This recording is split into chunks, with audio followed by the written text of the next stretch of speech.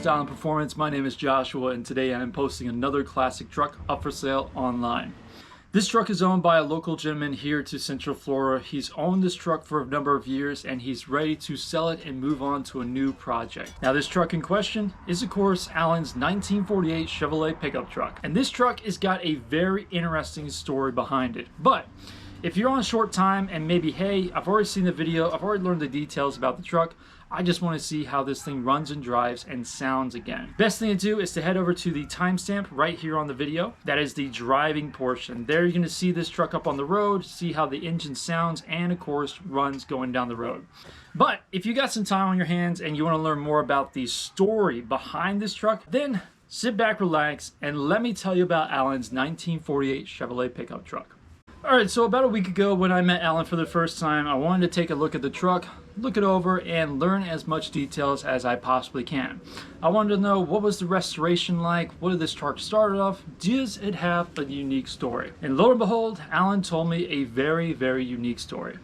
This truck was an import from Canada that started off in 1948 for a farmer. Let's pause the story right there first. Now to figure out if your truck or car came from Canada, the easiest way to do that is to look at the VIN and see the code for the assembly plant, which is either going to be a number or a letter. This VIN is very interesting, and the reason why is because it's got 17 digits printed on it, which is very strange for a classic vehicle. Classic vehicles have anywhere between 8 to 11 digits here in the US. This truck has 17. Now printed on the title is actually this number right here, the FCH 483348. When I went online to see about these vehicles, that code does not match any of the VIN codes here in the US. In fact, the only things that match are the numbers stamped above it, the 9FRG, which I thought was very interesting. So I was like, well, what does this code stand for? Now, after World War II, vehicles were produced here in the US and imported into Canada for resale. Based on the forums, I found out that this code is typically what was used for the import code into Canada. Now, what does this code stand for? Well, FCH stands for 451 chassis and cab on a 125 1/4 wheelbase. The 48 stands for the year and the 3348 stands for the sequence number. Now, if you were to plug in the numbers and letters above that are stamped, the 9FRG, that actually can be decoded. And here's what we find out and what is very interesting behind this truck. Alan told me that this was a 1948 Chevrolet 3100, which stands for a half-ton pickup truck. However, I made a discovery. The 9 stands for Norwood, Ohio, which is where this truck was built. The F stands for 1948. The R is what the series number actually is.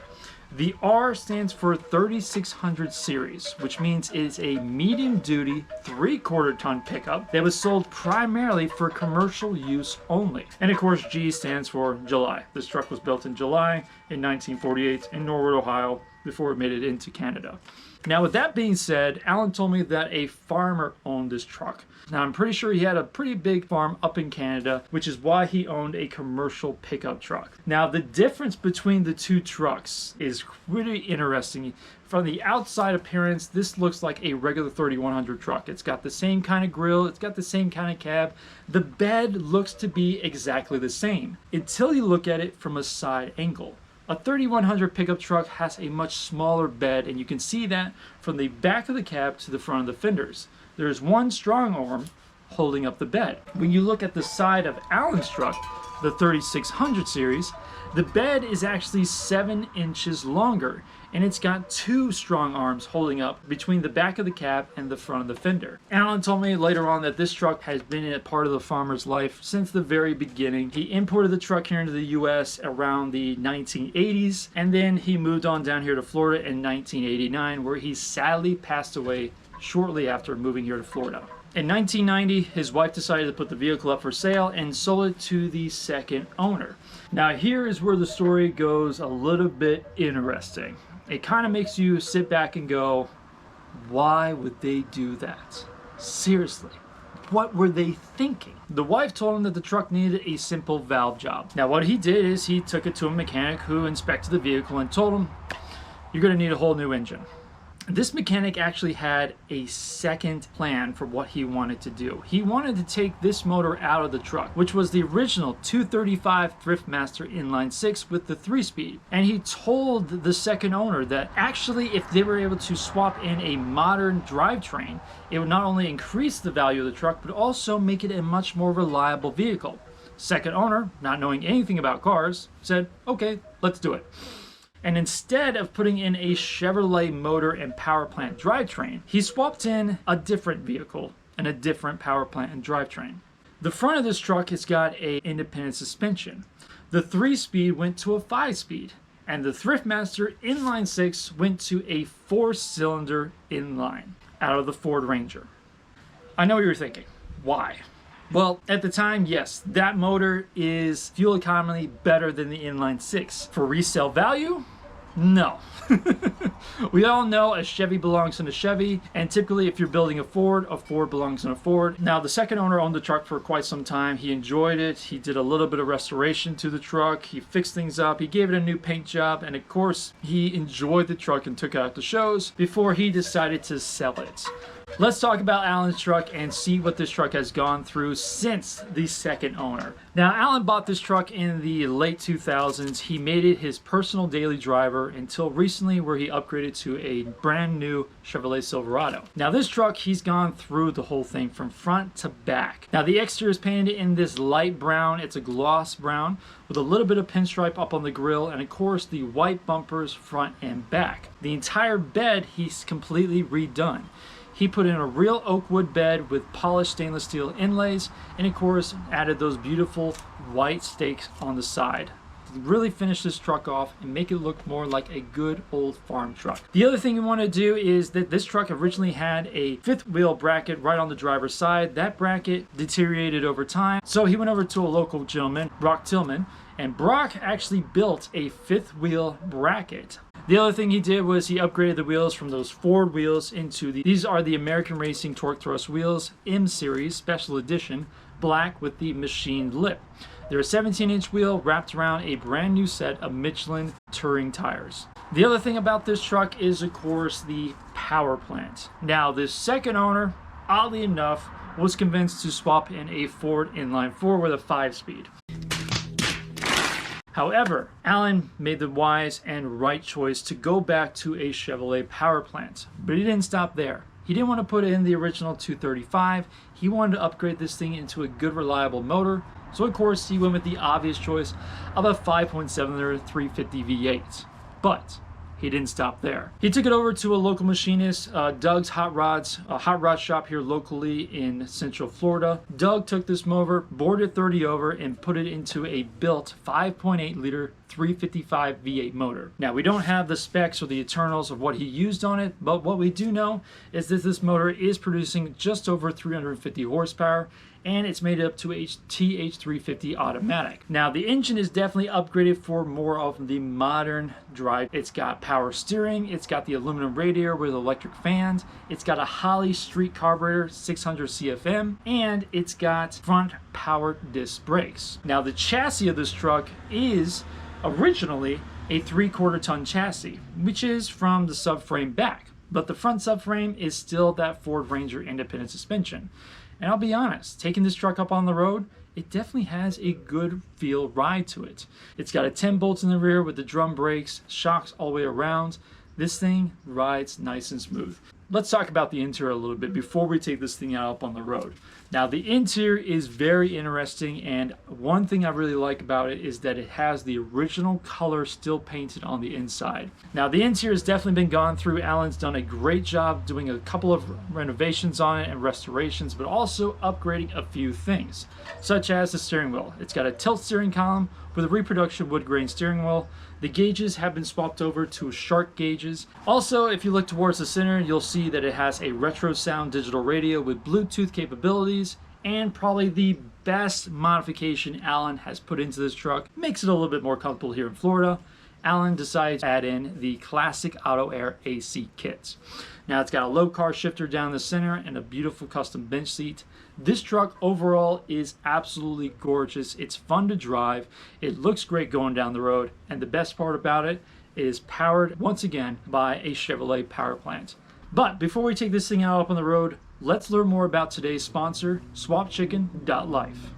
Swap Chicken is more than just another t-shirt store. They are for a community of like-minded individuals who believe in the power of positive influence. Join today in celebrating the wonder of Swap Chicken and spread the infectious positivity wherever you go. Whether you're looking for a unique gift or a statement piece that reflects your individuality, Swap Chicken Life is here to provide you with the perfect apparel that will inspire, uplift, and make a difference. So today is the day to be part of their journey, and together we can make the world a better place. One Swamp Chicken inspired t-shirt at a time. Head to the link down below and become the Swamp Chicken today.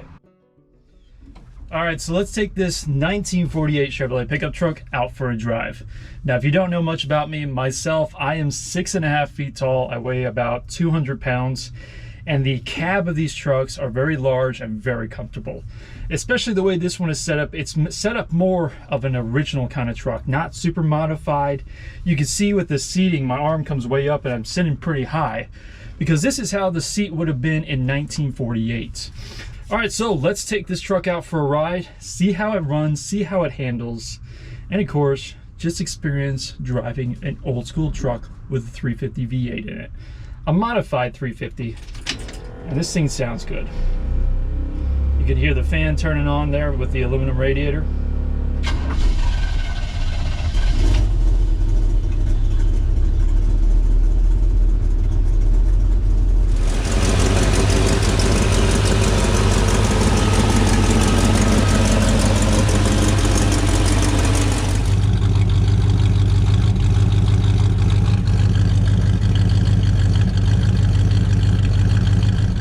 So the truck drives nice and smooth. This thing's got a great sound to it. That 350 is strong. The suspension is real simple. It's got that independent suspension up front and that 10 bolt in the rear.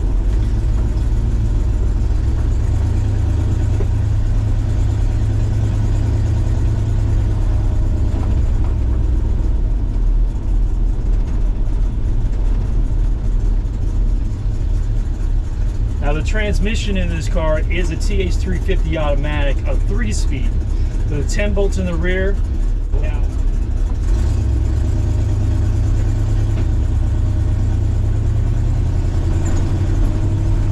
and power steering makes this vehicle even more fun to drive. This truck has got a great look to it going down the road. It's brown, it stands out. I love the stakes in the bed with that wooden bed. And this thing is just a great classic old school truck. Even equipped with cool air AC and a retro sound digital radio. This thing's got all the modern tech in it to be a great classic with modern upgrades pickup truck. All right, so that is the video on Alan's 1948 Chevrolet 3600 truck, a truck that's gone through a full frame-off restoration, has a very unique story of how it started life in Canada and made its way down here to Florida. Now, if you want to learn more about this truck, the best way to do that is to head over down to the description box below to check out the full listing on ClassicCars.com. There I got about 150 plus photos inside and out and underneath, plus a little bit of the summary of the story that we told here today and some quick detail facts about the truck. If you like what you see and you want to learn more about this truck, best way to do is to give me a call. My number is 407-970-6866. I'll be glad to take your call and answer all your questions about Alan's truck. If you live here locally or if you like to fly in and see the truck, set up an appointment, best way to do is just to give me a call.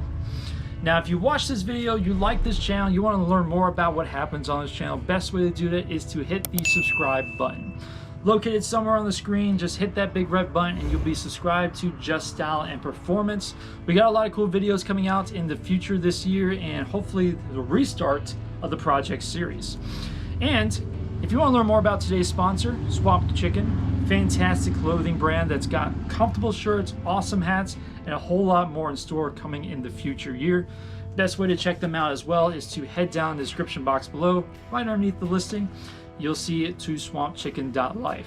This is a great local brand. They've got a great message and of course a clothing brand that is super comfortable, and you yourself today can become the Swamp Chicken, maybe in a 1948 Chevrolet 3600.